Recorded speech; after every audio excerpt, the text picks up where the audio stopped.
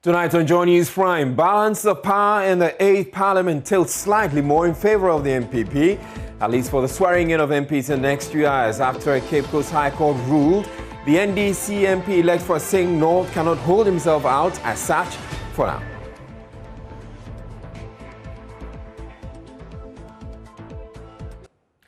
The NDC is, however, crying foul. The rule of law in all its facets, including equality of law, is upheld and respected at all times. Different ruling in Techima to have representation, different ruling in Asi North not to have representation. That can only be a manifestation of some legal illiteracy. Where Hoho High Court has adjourned indefinitely a case seeking to stop the swearing in of Kofi Adams as MP-elect for Buem.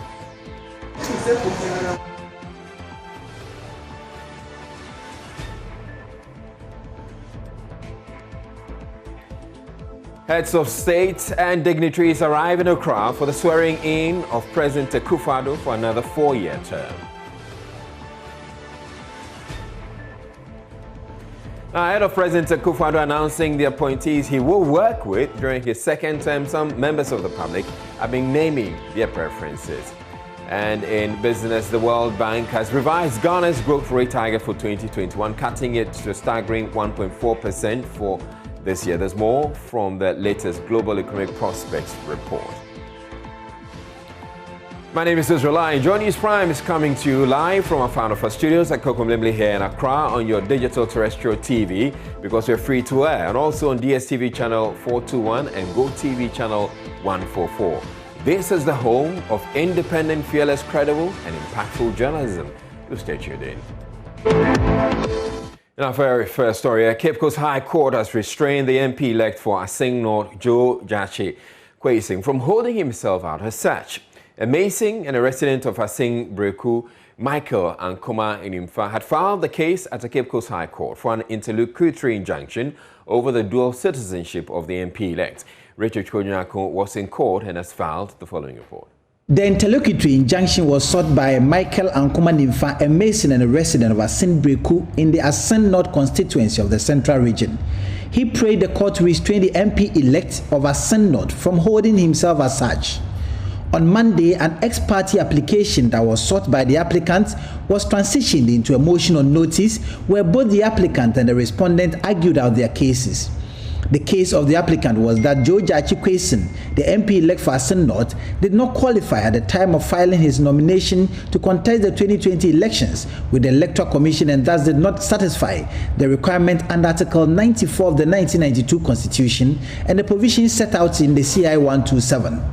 He prayed the court to restrain the MP-elect from holding himself as the MP-elect and also restrain him from being sworn in. Lawyers for the applicant further argued that at the time the Electoral Commission closed nomination on the 9th of October, the MP-elect had not renounced his Canadian citizenship and only got the renunciation certificate on the 26th of November 2020, weeks after he filed to contest. Lawyers for the MP-elect challenged the capacity of the applicant, but the court intimated the applicant had sufficient capacity and dismissed the challenge. They also asked that the case be stayed by the High Court and the matter referred to the Supreme Court because it bordered on the interpretation of Article 94 of the 1992 Constitution. Lawyer for the MP-elect, Abraham Amaliba, argued in court that the article that set out the requirement of an MP was ambiguous and ought to be referred to the Supreme Court for interpretation. They were clear in their minds that once the application for the renunciation of the Canadian citizenship by the MP-elect was set in motion, the rest were administrative duties that were not within the control of Mr. Joe Jachi Kwesing, the MP-elect, and should not be punished based on that. Justice Kwesi Boakye in his ruling indicated Article 94 of the 1992 Constitution was clear and unambiguous and did not warrant a referral to the Apex Court. He also thrashed out the challenge over the capacity of the applicant. The High Court judge proceeded citing various authorities by the court on the said article and based on such authorities granted the wishes of the applicants through an interlocutory injunction, but added the matters raised in the petition by the applicant were so grave that the matter would require a full trial. Gary Nimakun is a lawyer for the applicant. Basically, the application put before the court for injunction to restrain the Asin North MP has been granted on account of the fact that the foundation of his qualification to Parliament is under serious challenge. We are saying simply that, look, at the time that he filed the processes before Electoral Commission, he wasn't qualified to have been allowed to file in the first place, because at the time when he did that, he was holding on to his Canadian citizenship. And it's not clear. They were in court, they didn't challenge the fact that he was given certificate of renunciation on 26th of November 2020, which is post-date the time of filing, post-date the time of elections. So clearly, I don't think there's an issue. The court has done the right thing. We cannot put something on nothing. The foundation is very weak. You want to go to Parliament, you must be only a citizen of Ghana. Dual citizens are not allowed to go into Parliament. And therefore, the court has held so that the injunction application is square-lies, and that you cannot go to Parliament. That is the fact of the matter. Where do we go from here? The case will take its normal course, which simply means that we'll come back here to continue with the case to determine the fullness of the case. So we are just coming from the court. The judge also intimated that the full-scale trial ought to be done. So you see from this place, people that are clad in red, they disagree with the courts, with the outcome of the decision that has been taken by the courts. We do not know their leanings, but obviously they are not really happy with what the decision has been.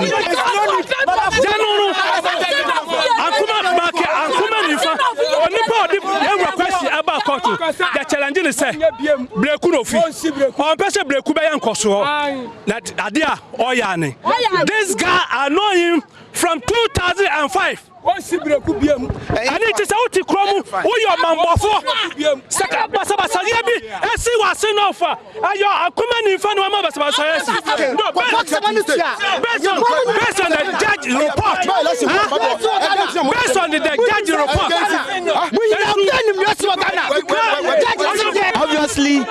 Obviously, these are residents from Asimbreku, where the applicant comes from, and they are not happy that the applicant has brought on this decision that is restraining the MP-elect George Achikwesin, who comes from the same town with them. They are not in the least happy, and they are warning that they don't want to see him there because he's brought some embarrassment to that community. He is someone who does not want development of the place, and so that is the warning and the notice these residents who traveled all the way from Asen North are serving the general public. From the Cape Coast High Court, my name is Richard Kwejenyaku for Joynews. Lawyer for the NDC MP-elect for Asing North, Iram Amaleba, is meanwhile unhappy. His attempt to file a stay of execution regarding the Cape Coast High Court ruling was unsuccessful under very interesting circumstances. He's been speaking with Gifty and Apia. We also took a strategy.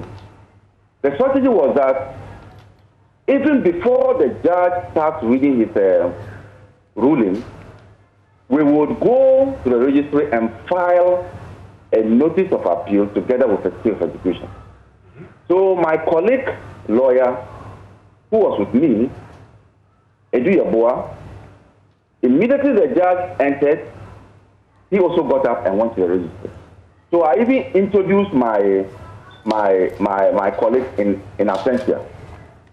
So for the period that the judge was reading, and I think it took like 45 minutes to read his ruling, for that whole 45 minutes, Edu Yaboa was at the registry. After he finished delivering his ruling, I followed up to the registry, only for Edu Yaboa to tell me that they haven't found the filing clerk and that she has locked the office and they are looking for her. Whilst I was with him there, a call was placed by the registrar to find out where she was, and that she was at Solpong. She had left her office and gone to Solpong. So we kept hoping that she will return, or they can open the place and then assist us in filing our stay of execution. But whilst we were there, physically to, file our processes, registrar and the judge had drawn up the order, that's the injunction order, and sent it to Accra through electronic means. And they also left the premises. Minority Leader Haruna Idrisu has been reacting to the ruling by the Cape Coast High Court, describing it as a selective application of the law in the country. He was speaking on the floor at the House as the seventh Parliament brought proceedings to a close. Voted for and 137. Mr. Speaker, I pray and I look forward to a Ghana which does not have different set of laws and rules for NDC and PP, but the rule of law in all its facets, including equality of law, is upheld and respected at all times. Different ruling in Techima to have representation, different ruling in Asi North not to have representation, that can only be a manifestation of some legal illiteracy.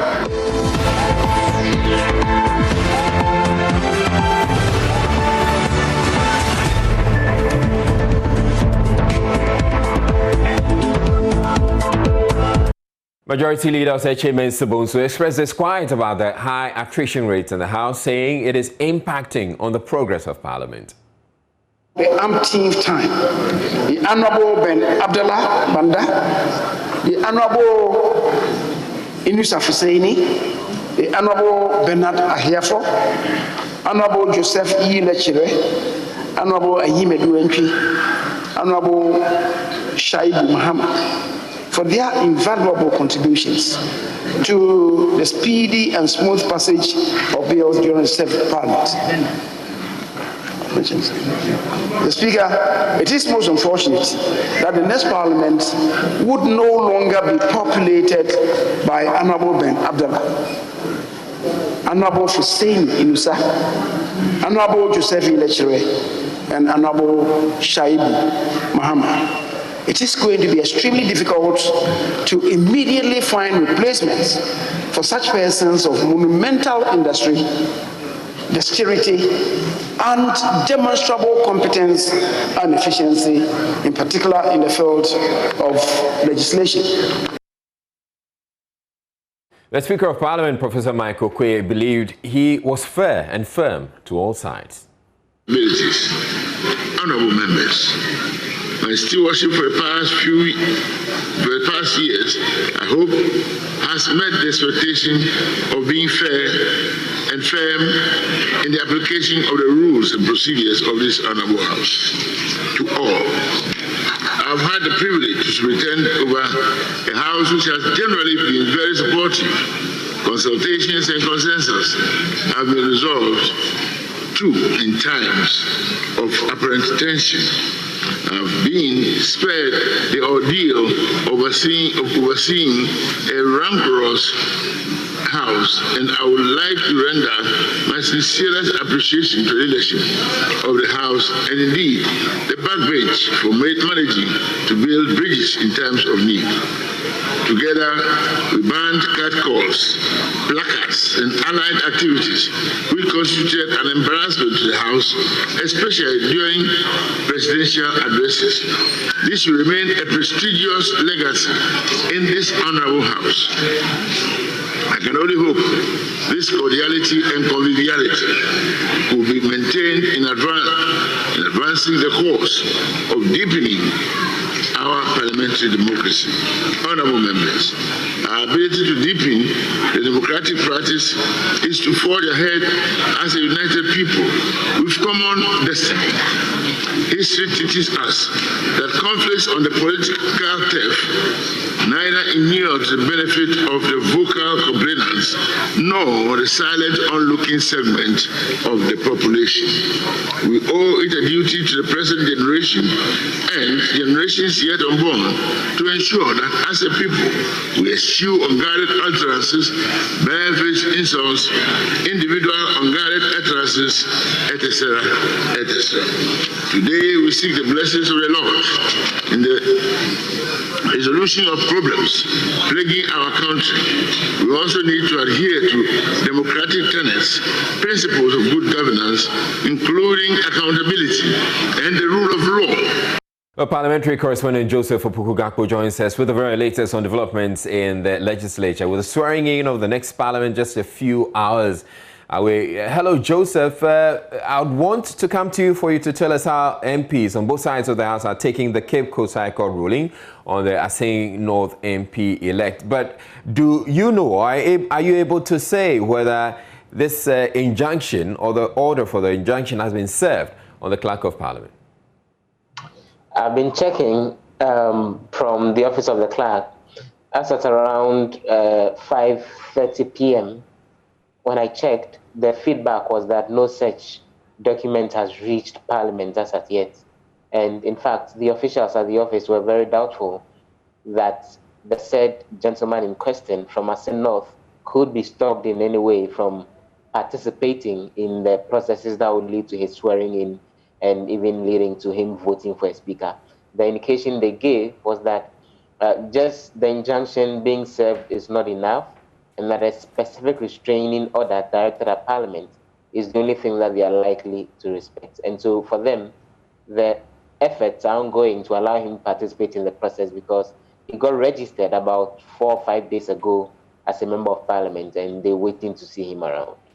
All right, so from what you're picking up from the clerk or the office of the clerk, it is unlikely that this MP elect will be stopped. That's the indication we're getting from sources around the office of the clerk, that up until around 5:30 p.m. no documents had come through. They said if anything comes through, they would look at it. But what they were confident of in terms of something that can stop the process specifically of him being swearing in is a specific restraining order directed at Parliament, because you know that Parliament also enjoys some form of immunity from service in terms of documents being brought to the House, and the Constitution is categorical that you can't serve a court summons on an officer of Parliament when he's going to or returning from the House, or when he's attending to business of the House. So there are a lot of processes that even getting the document to Parliament entails that would eventually lead to him being stopped. But they say they're waiting to see what will happen in the next few hours before a firm decision can be taken. All right, thank you very much, Joseph Opoku-Gakpo. This is very interesting information coming through to us. We're not done with you yet. What has been the general reaction of the MPs in the House to this ruling from Cape Coast?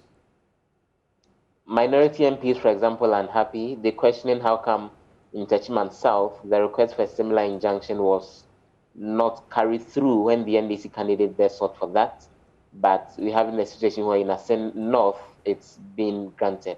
And some of the MPs have been drawing attention to a video that they say is one of the Assin Central MP, Kennedy Japong, who is also an MP, making this point a few months ago ahead of the elections, that they were going to get this gentleman out of Parliament, the Assin North MP, within a maximum of 2 months, even if he manages to win the seat. And they think that this effort is a premeditated one by the NPP to deny them of their majority. In fact, at the level of the leadership, Minority Leader Harun Idrisu commented on this on the floor of the House. He made the point that when it comes to representation in Parliament, it's a decision that is taken by the electorate and not by the court.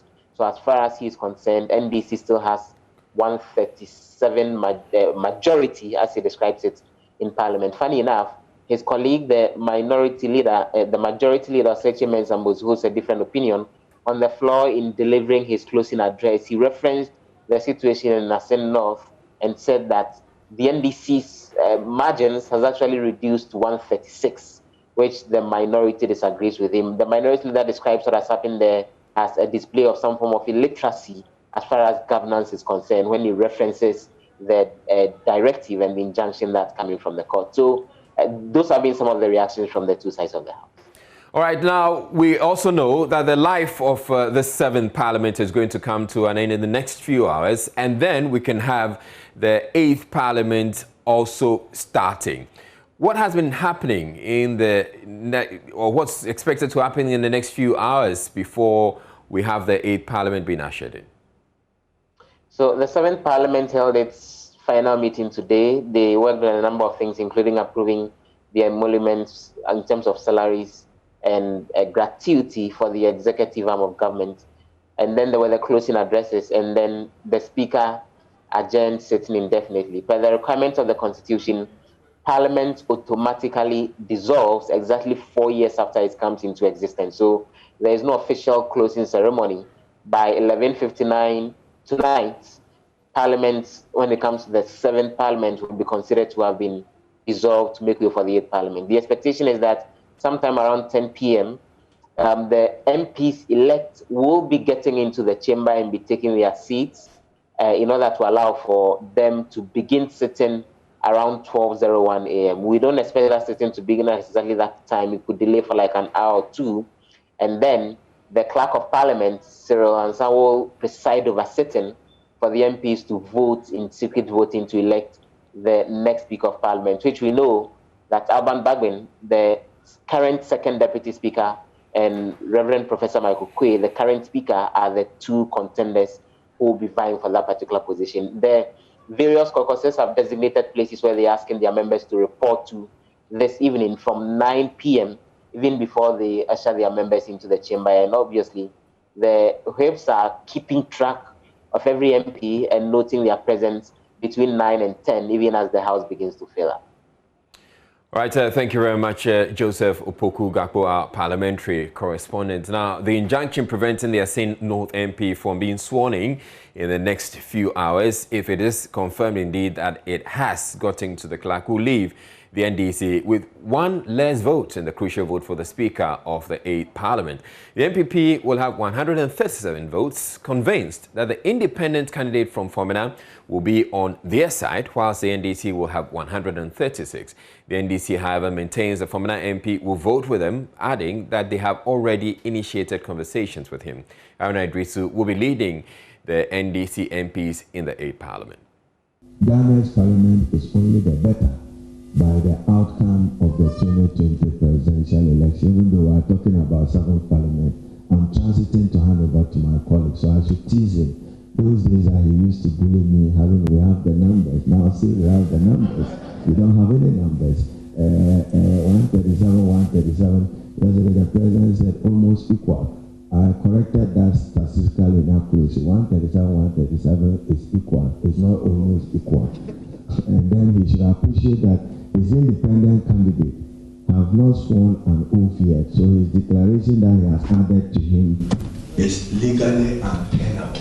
Especially when you drove him and humiliated him out of Parliament, who says that we are not also negotiating to have him on our side. So the 2020 elections, in my view, produce an inevitable outcome of no majority in Parliament, 137, 137.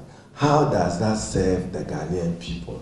As I said yesterday, my own view is that the Ghanaian people are not happy with the polarization, the divisiveness, the excessive partisanship in the country.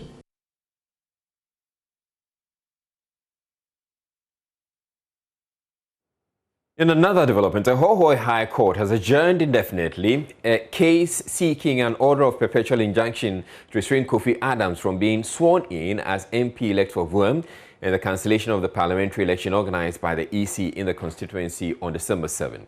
The presiding judge, Justice Aite Ama-Tete, says he arrived at such a decision due to failure of the 13 petitioners to serve the first respondent, Mr. Adams, following an order by the court. Lawyer for the petitioners, Mr. Frank Davis, indicated his clients would endeavor to serve the first respondent and return to court to pursue their case. Lawyers for the first and second respondent were, however, not in court. Information gathered indicates the second respondent, which is the Electoral Commission, has been duly served. Some 13 voters in the Central Kofi, Akpafu, Lukpa, and Lulubi traditional areas took to the Hohoe High Court to challenge the election of Kofi Adams as MP-elect for the Vuam constituency. He also sued the Electoral Commission for excluding them from participating in the December 7 parliamentary election in the Vuam constituency. Frank Davis is lawyer for the petitioners.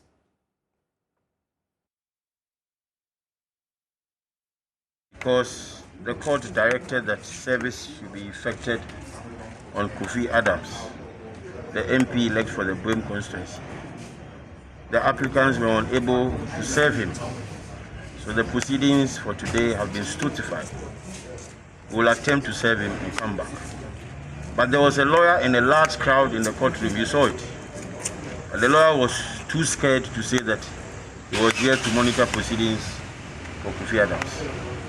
So that's the position. We will come back when we are able to serve him.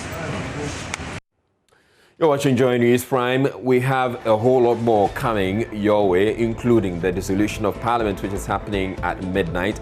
Tonight, do stay tuned in. We have a whole coverage, live coverage, starting at 10 p.m. this evening until the inauguration of President Akufo-Addo for his second term. You're watching Joynews Prime. We're taking a break. We have business coming up next Tuesday. Stay tuned in.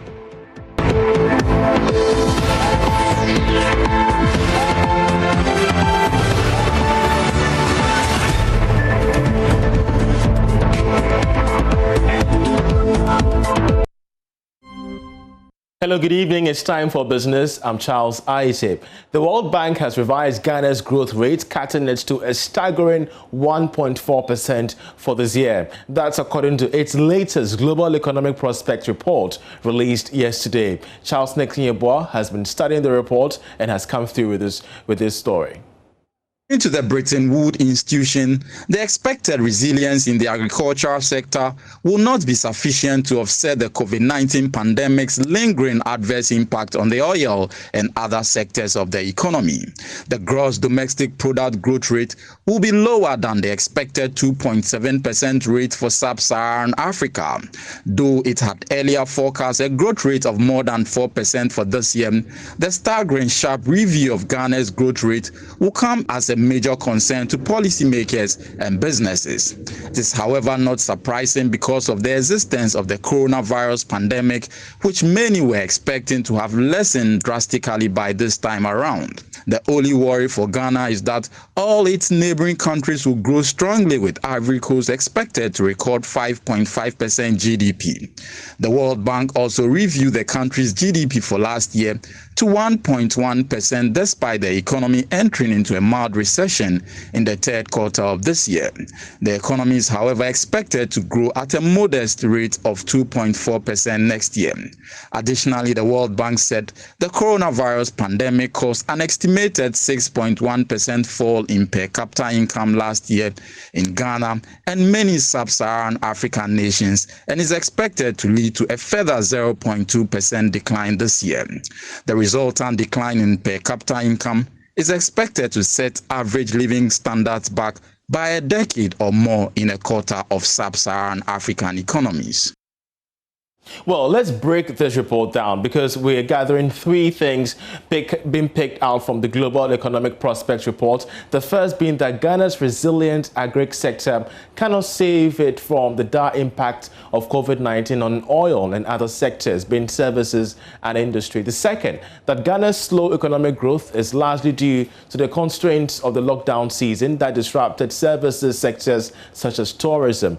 And the third, the big one, the country's heavily dependent on tourism, with huge air traffic, suffered from near complete shutdowns of tourism-related activity, being hotels, domestic travels, pubs, nightclubs, and as well the aviation sector. The fourth being that although metal prices recovered somewhat in the second half of 2020, oil prices remain well below the 2019 levels, weighing on the pace of recovery in oil exporting economies such as Ghana. The more reason why gold is currently on the high in the commodities market. Well, away from that, beverage manufacturer Casapreco and cosmetic firm Gandeur have become the first firms in the country to take advantage of the African Continental Free Trade Deal. These firms have been able to secure the required certification for the necessary waivers in terms of duties and tariffs on their exports. Meanwhile, the International Business Development Director of Casapreco, Francis Holy Aja, has been explaining to Joy Business what this means for the business going forward. We've been handed over our certificate of origin, being the first company to take part of this opportunity. What does this mean, this certificate of origin? What does it signal? Well, this means a bigger opportunity for Ghana and the rest of Africa. We having a bigger market to import our product into, and then trying to put these products to compete with the other giants of the world, and then in Africa as well. We saw you being one of the first companies, like you did mention. Which country is that consignment going? Well, this first consignment is going to South Africa, and then this means that we're going to ship into South Africa quota-free, duty-free, and it's a big opportunity for us to be competitive on the shelf as well. Well, I mean, this is going to remove all the barriers or the blocks that we've been having importing into other countries, and then Nigeria as well. And then we're going to see goods now moving freely, unlike spending days on the road working on documentations and then with other restrictions from other governments. I think this opportunity is good for Ghana as well, it's good for Africa, and then moving forward. Yeah. And that's good news there for Ghana's manufacturing firms amid the Continental Free Trade Agreement area. That's it for business for this segment. Sports is up next.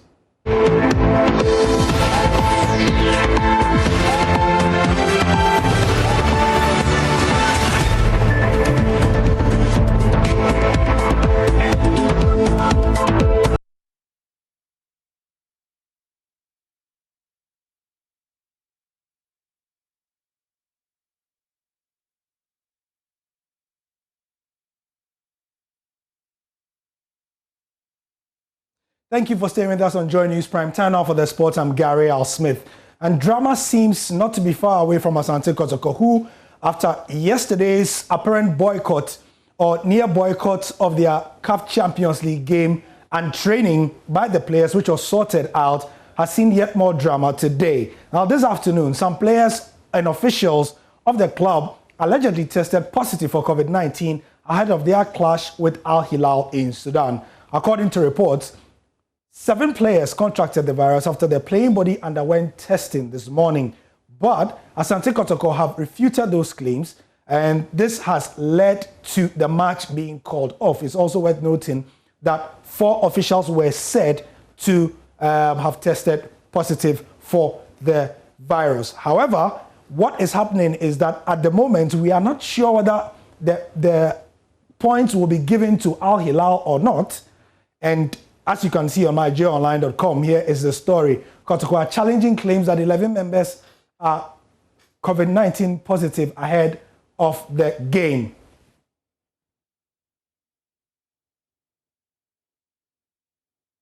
So let's get a report on that right now from the Joy Sports Desk. The CAF Champions League second leg fixture between Asante Kotoko and Al Hilal was called off due to the inability of the Porcupine Warriors to present the required number of players due to disagreements over COVID-19 cases.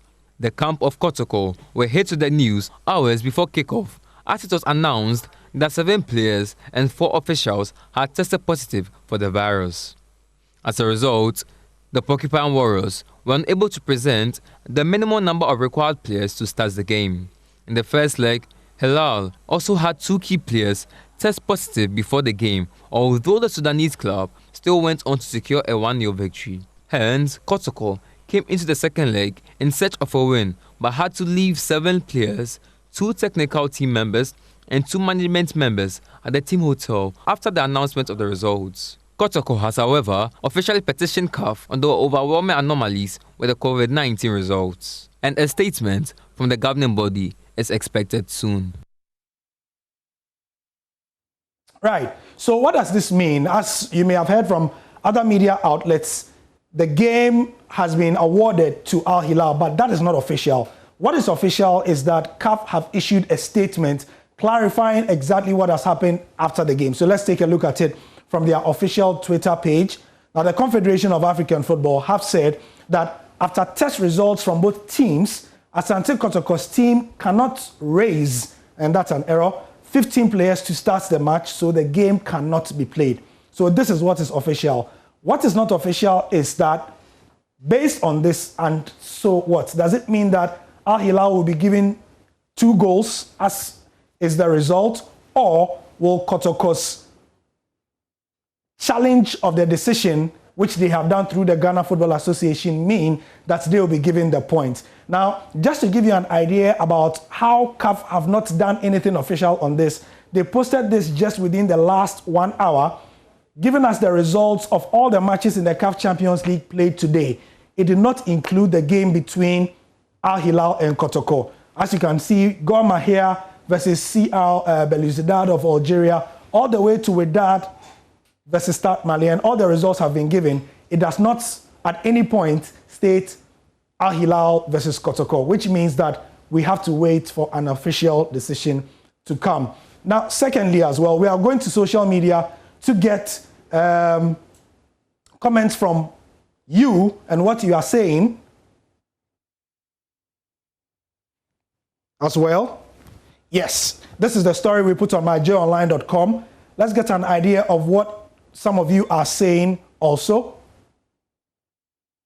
Samuel Kelvin Owusu is saying that I think it's high time CAF set standards for COVID testing by issuing codes for both teams to medical personnel who perform these tests. In that case, no one will know if this code is for the away team or the home team, thereby clearing the doubts associated with reports generated by home teams' medical facilities. In that case, even if a home team wants to manipulate results of away teams, it will be possible because the code could be their own player. Let's check some other comments as well from the same post.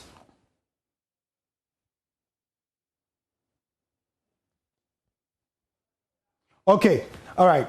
So essentially, some of you are giving blame to the Confederation of African Football, as are many others also. So we'll bring you finality, and whatever statement is given by the Confederation of African Football, we will let you know. Away from Asante Kotoko, good news for football enthusiasts as the government yesterday gave the green light for fans to return to the various stadia in the ongoing football season. Football fans were barred from attending match venues since March last year due to COVID-19 restrictions, and the various venues will only admit 25% of fans to adhere strictly to COVID-19 protocols, according to a statement from the Sports Ministry. Now, the FA Executive Council member, Dr. Tony Obin, says this is welcome news. Yes, I must admit that this is a challenging time. You know, most of our clubs rely a lot on the gate proceeds. We are not playing a league system where we have a dominance of sponsorship and all that. So it's quite challenging. And of course, I would also take the opportunity to even appeal to corporate entities to try and understand our situation and maybe come to the aid of our clubs. I am aware that the FA is leaving no stone unturned to sort of attract sponsorship. The FA president, Kurt, has been running around sleeplessly trying to uncover some sponsorship opportunities for the clubs. So I believe it's a new territory, and we need to work together. Given the passion that we have for football, I am confident that corporate world would come into football and to try and support it. But I also know that Ghanaians are more excited about the opportunity to watch their clubs, to watch the national team, to watch football, and even play football at various levels themselves. So the FA will do whatever it takes, working with the various clubs to see how we can cushion them to ensure that this opportunity is maximized. Right, we'll be getting more reaction from the Sports Ministry on the other side of the sport after 8 p.m. Many thanks for your time. I'm Gary Al Smith. The news continues.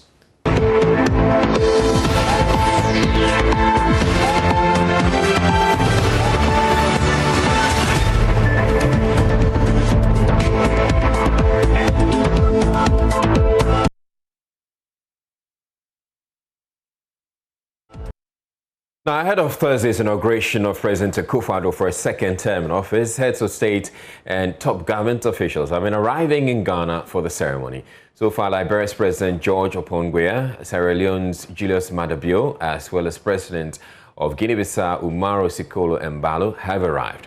Some vice presidents, including that of Angola and Mali, are also in Accra for the event.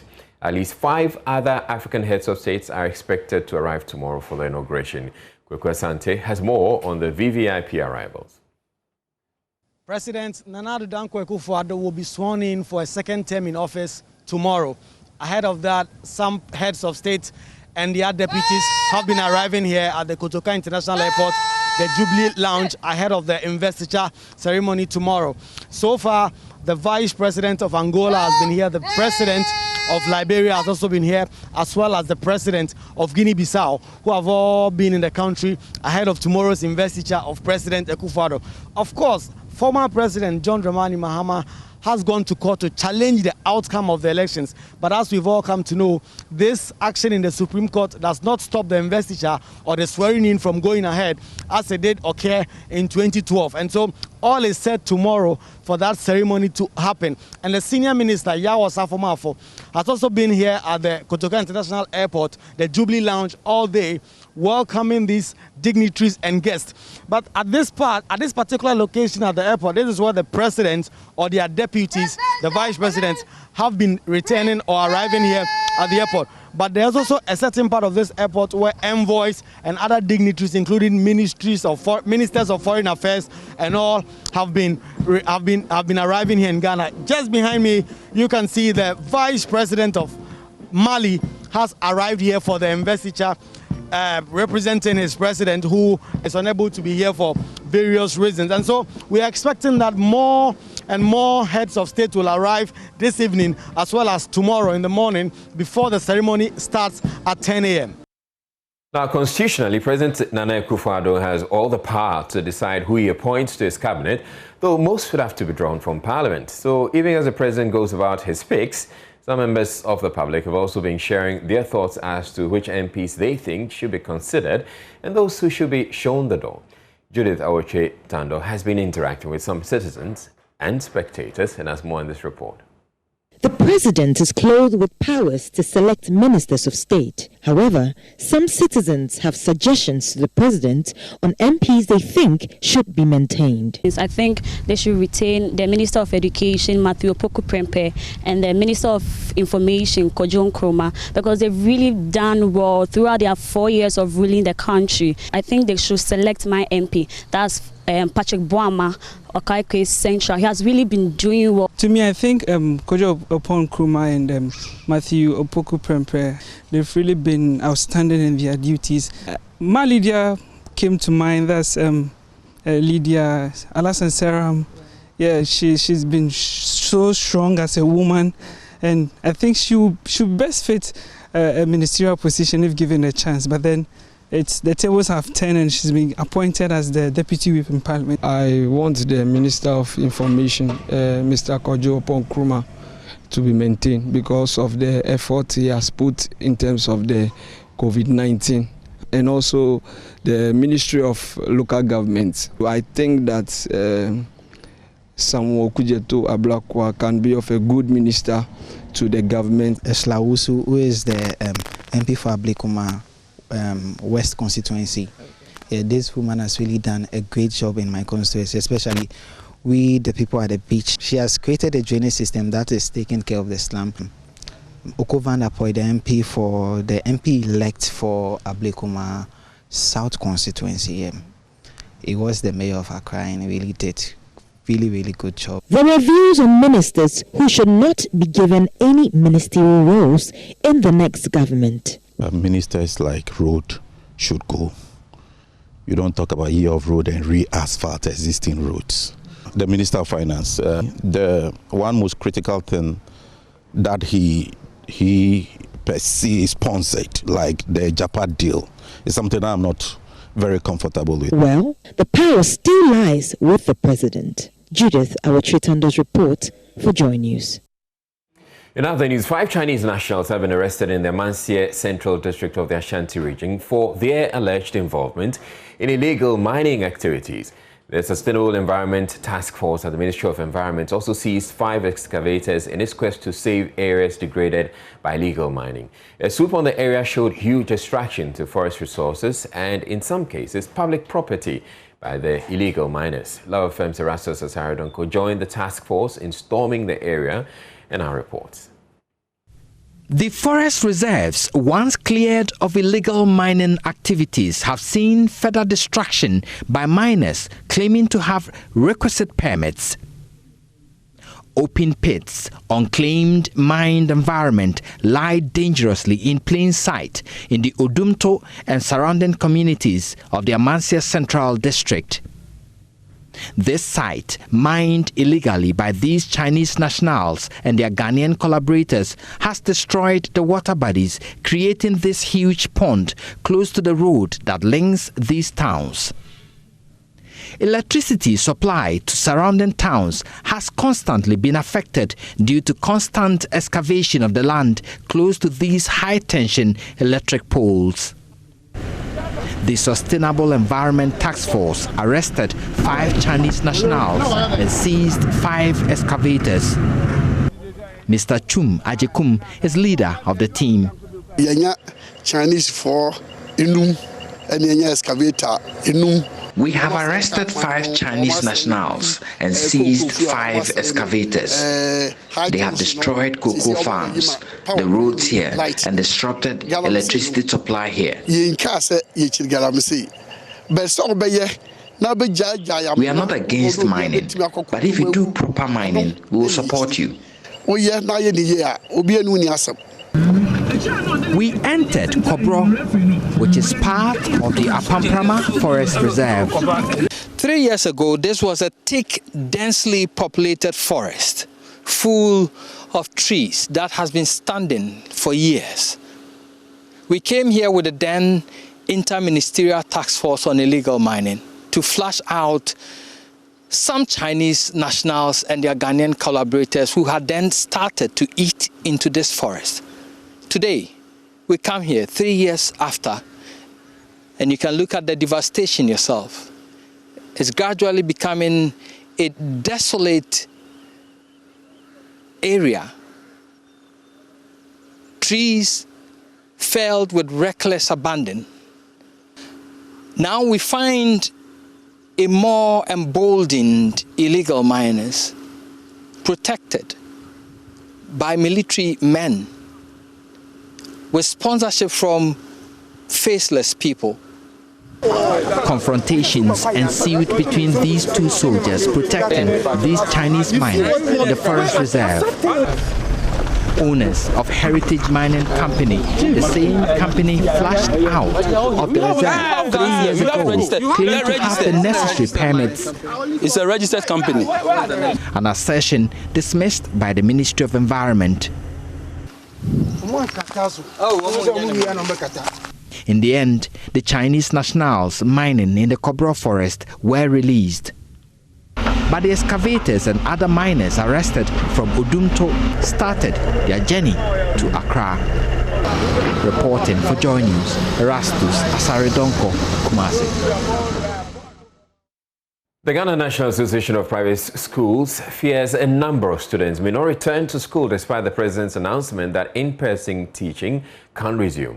PRO of the association, Joseph Donko, says a chunk of the students failed to partake in the virtual learning programs but got exposed to trades and other businesses to make money. He is hoping government will intervene to get the children back to school. Kofi Asare has more in the following report.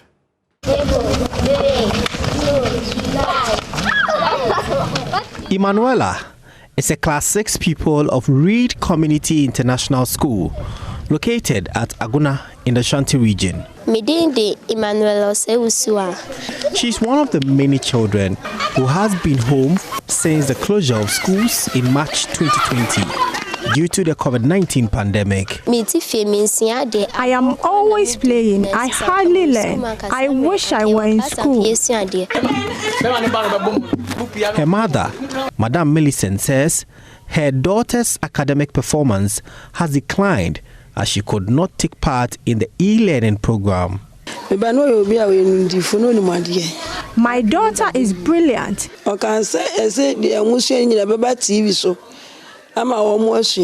She informed me about the e-learning. Unfortunately, she could not partake.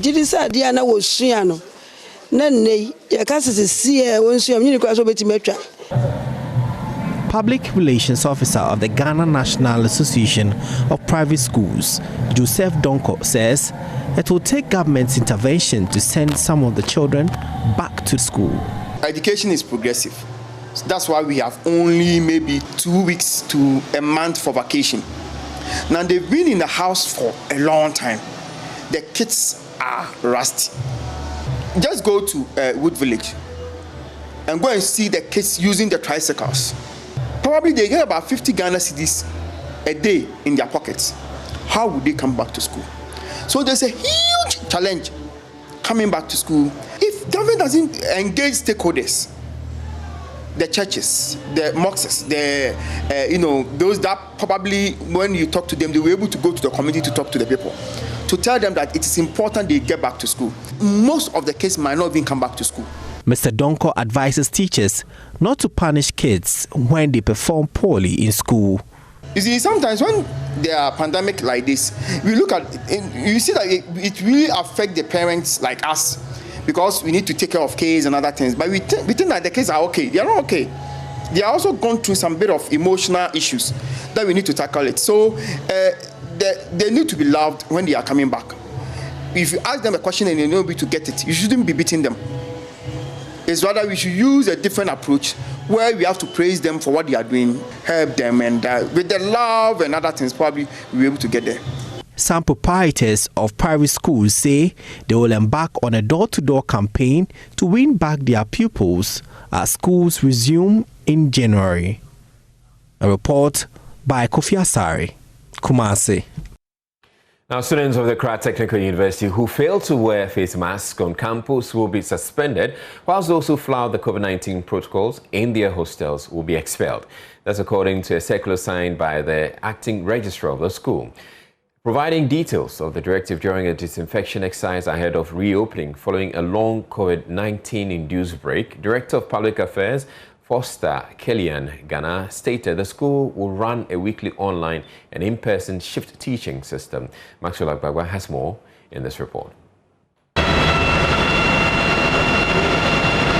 More than 50 tertiary educational institutions will be disinfected in the Greater Accra region as government, in partnership with Zoom Lion, have deployed state-of-the-art logistics to enable an effective disinfection. The disinfection will take place simultaneously across the country. Here's Greater Accra Region Zoom Lion Manager Ernest Morgan Aqua. Today we are starting with the tertiary institutions, the universities, the College of Education, and the training colleges today. And we have from this day, Wednesday to Friday, to finish the tertiary institutions. Then we go to the basic schools. In Accra, now we have about 73 tertiary institutions, and we hope to finish 60% of the tertiary institutions today. Monday, we exhibited our fleet. We have over 70 automizers, and we have shared them to the regions. So for now, we have 10 big automizers in Accra and other equipment, and we are using all the 10 today. The campus of the Accra Technical University was disinfected, including offices and lecture halls.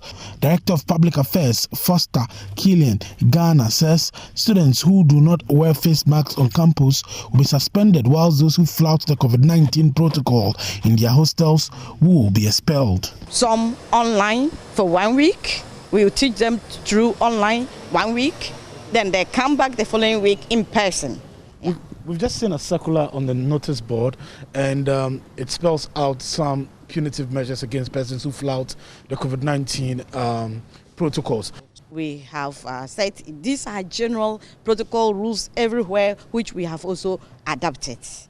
We say that it's compulsory for students or any other person on campus to wear nose masks.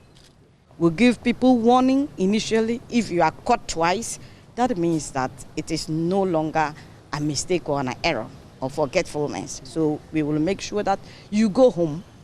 When you go home, then you think over your behavior and come back. This attitude, we want to make sure that people have the right attitude. If you are at the hostel and then you don't want to observe any of these protocols, we will not allow you to endanger your colleagues. So we'll send you home. The disinfection continued at the Catholic Institute of Business and Technology School. Registrar Perry Ofusu says the school will adopt both online and in-person teaching systems. President of the Accra College of Medicine, Professor Ifwa Hesse, has been outlining measures put in place for the reopening of ACM. This semester, we're going to ensure that all COVID protocols are strictly adhered to. All students are going to be allowed on campus only when they wear face masks, FDA approved face masks, and the college is going to provide every student with 3 face masks to augment what they have, and face shields as well. There are going to be the usual hand hygiene protocols before entry onto any area of the campus. Temperatures are going to be taken, and anyone with a temperature above 37.4 is going to be refused entry. In our classrooms, small sizes, class sizes, so it's very easy to keep the physical distancing. Faculty will all be in masks and face shields, and we'll take all the necessary precautions and ensure there's very good ventilation within all our facilities. The campus of the Ghana Institute of Journalism was also disinfected. Assistant Registrar in charge of Public Affairs, Daniel Machato, says in order to ensure social distancing, all level 100 students of the school will have their classes at the school's new campus in Jowli. What the Ghana Institute of Journalism has done, especially in the area of physical distancing, is that we have put up a new campus at New Jowli. And it's expected that the new campus will take care of all first-year students, when we would have about 2,500 first-year students at the new campus. So that would not come to add up to the number we have here to make physical distancing difficult for us. So it wouldn't be a big issue. The number over here will reduce very considerably. Then apart from that, in fact, GIJ has introduced a new learning management system, which is online based. So we are going to do a blended version of lectures. So while we do some of our lectures online, others will be in person, where the lecturers will meet the students. Now, a young female cobbler who is working hard at Wenchi in the Bunu region to train unemployed youth in the area is unhappy about the lackadaisical attitude of officialdom towards young people's entrepreneurial development. According to Florence Amenya, most young people are ready to become entrepreneurs but lack the necessary financial muscle. She consequently is urging banks to help young entrepreneurs to fund their businesses and ideas, since the youth have little or cannot provide any collateral. Joynews' Nestor Kafui Ajuma has more in this report. Florence Ameya dropped out of school at the junior high school level due to financial challenges. She therefore traveled to Kumasi in the Ashanti region to play professional football but could not succeed. With the encouragement of a male shoemaker, young Ameya decided to make shoes because footballing was not profiting her. I was attending school and very brilliant, but funding became a big challenge. My mother traveled, so I was living with my grandmother, but she could not fund my education. I therefore went to play football in Kumasi, but I had to quit because money became a hindrance. Florence Ameya's bid to build a world-class shoemaking factory did not come without problems. She had to deal with stereotyped statements against her even from the church she fellowships. Those who are supposed to encourage me to work have failed to do so. They are always tagging me for doing a man's job, but I ignored it and pushed on to achieve my aim of becoming a top shoemaker in Ghana. Their comments rather toughened me to get to where I have reached now.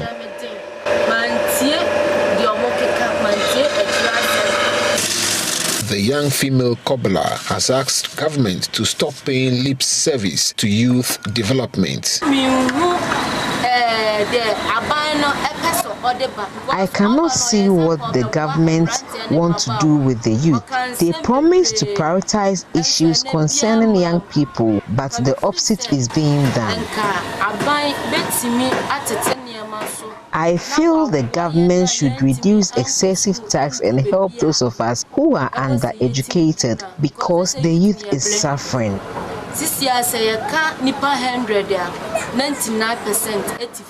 In Wenchi here, Okada is what most young people are riding to make a living. But how big is Wenchi for everyone to be riding Okada? Government should help us if they really want to do so.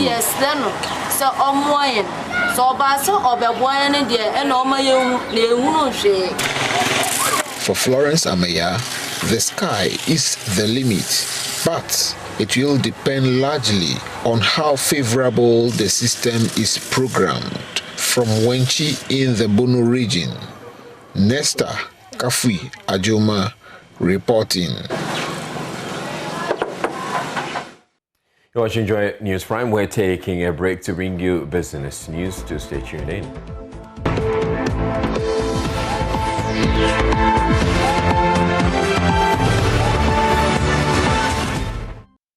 Time for business. I'm Charles Aitib. Well, we do know that President Akufo-Addo, together with stakeholders of the Continental Free Trade Agreement area, have constituted a specific board to ensure the smooth implementation of this single African market. But even though it's running currently, there are specific concerns when it comes to the rules of origin and the respective investment and trade laws of all member countries. To this end, the Ghana Investment Trade Commission is asking for calm among member states as the AFTA Secretariat deals with these issues.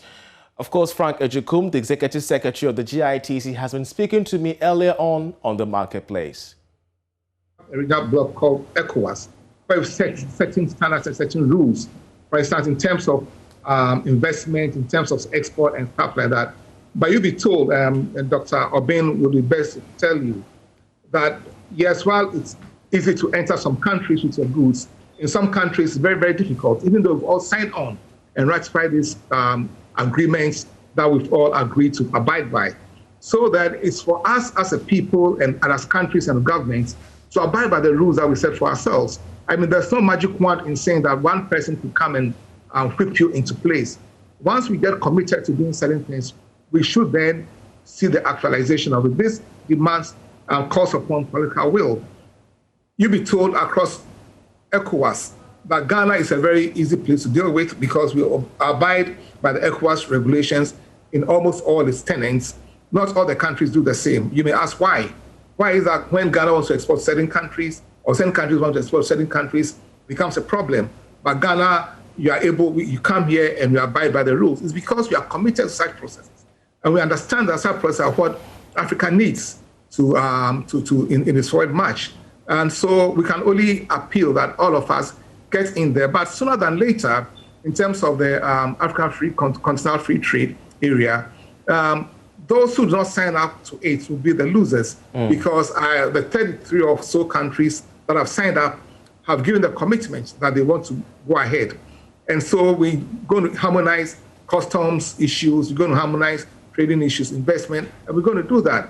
But I'm saying that these things are not done in a day or even in a year. It will take some time. The important thing is for information to be made available expeditiously and timeously to the various players. I mean, Dr. Bin was talking about the specified list and which ones do they have to deal with. These things must be made available as soon as possible once they are ready. But I can understand that even in high offices, some of these things are being fine-tuned. Interesting. So it will take time. And as a people, we should know that it's going to take time, even as we demand on our governments to see that we get the right things done. We should also know that it's going to take time. And I always give the EU as an example. So we should know that we have a long journey to go. Well, on the part of the Ghana Union of Traders Association, its president is calling for clear guidelines on the implementation of the rules of origin. He believes that this will settle several issues when it comes to trade ties and trade wars amidst member states. It is very important if this will take effect, especially when it's starting now. We should know certain information, especially about the sensitive list as against the non-sensitive product as listed.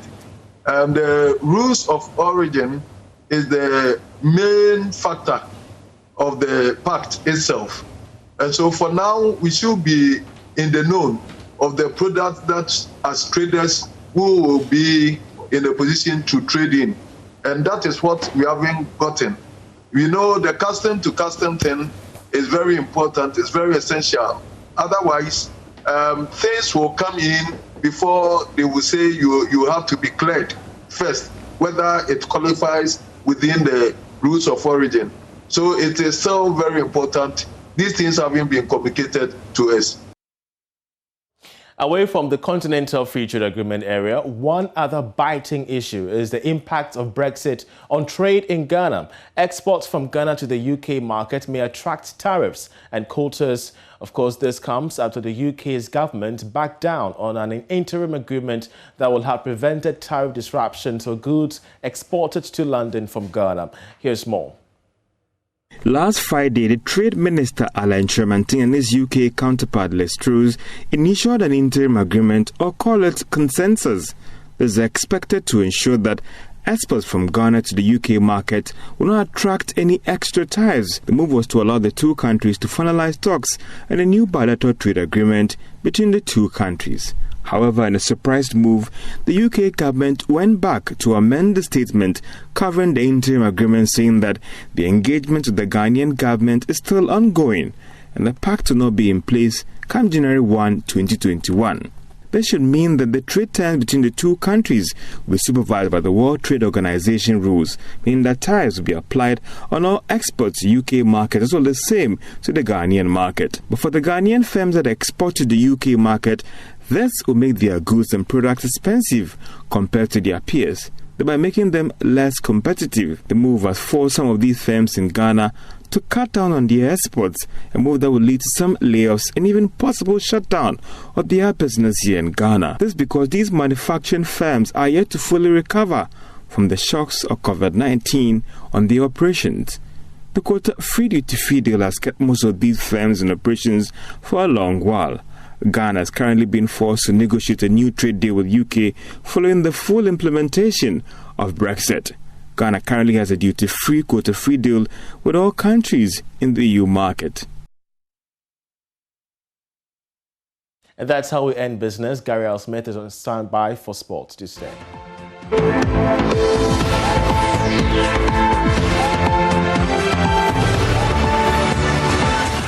Welcome to the sport again. I'm Gary L. Smith, and zooming into our first story, former Ghana international Emmanuel Agyemangbedu says, but for COVID-19, this year's Ghana Premier League season would have been very interesting because players are missing the great support of their fans. He was speaking to Joy Sports' Nathaniel Ato, and please note that this interview was before the 25% capacity was reinstated by the Ministry of Youth and Sports yesterday.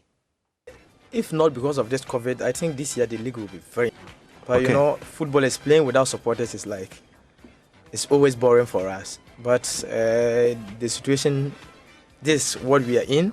So we need to just be careful about everything. And the league has been very interesting. I've followed quite a number of games. Olympics is doing really well. Even this team in Techimai, they're also doing very well. Karela, or what's the name? They're also doing wonderfully well.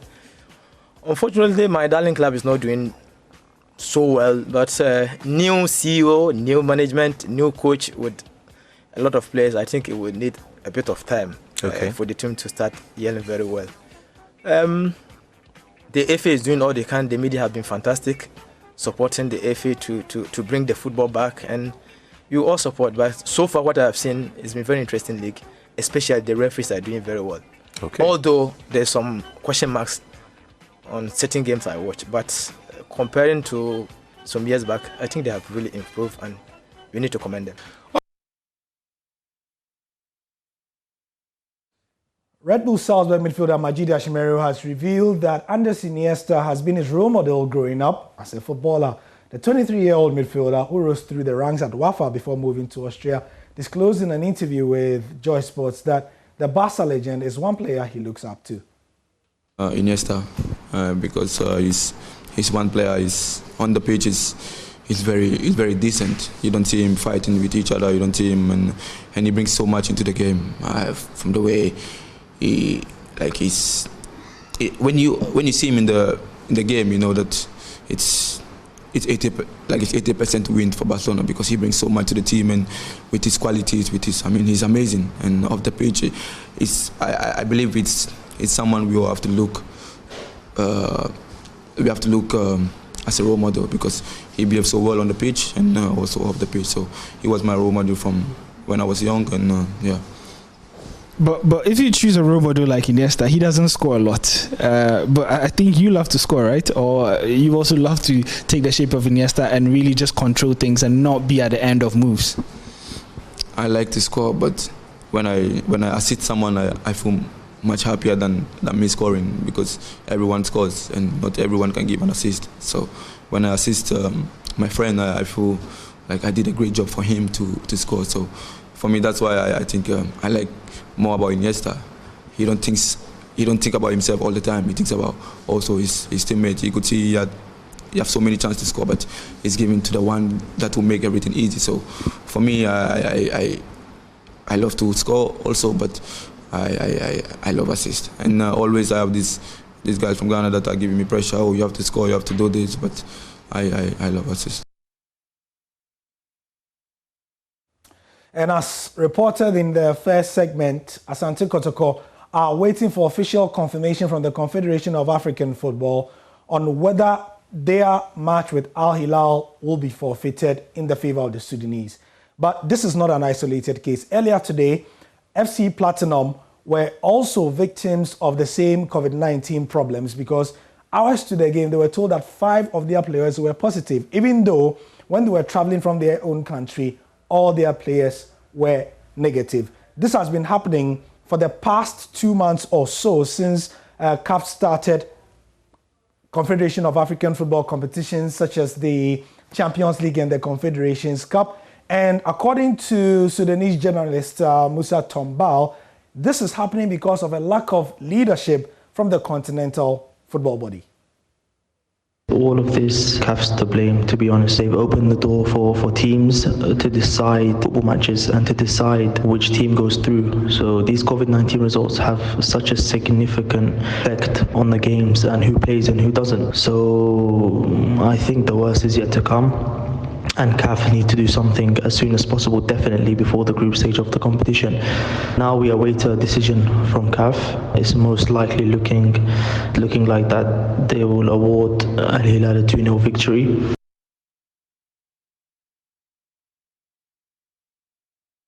And that's the sport for now. We'll be updating you on what's happening elsewhere. Manchester United are in action at the moment, and we'll let you know the score pretty soon. I'm Gary Al Smith, and that's the sports for now.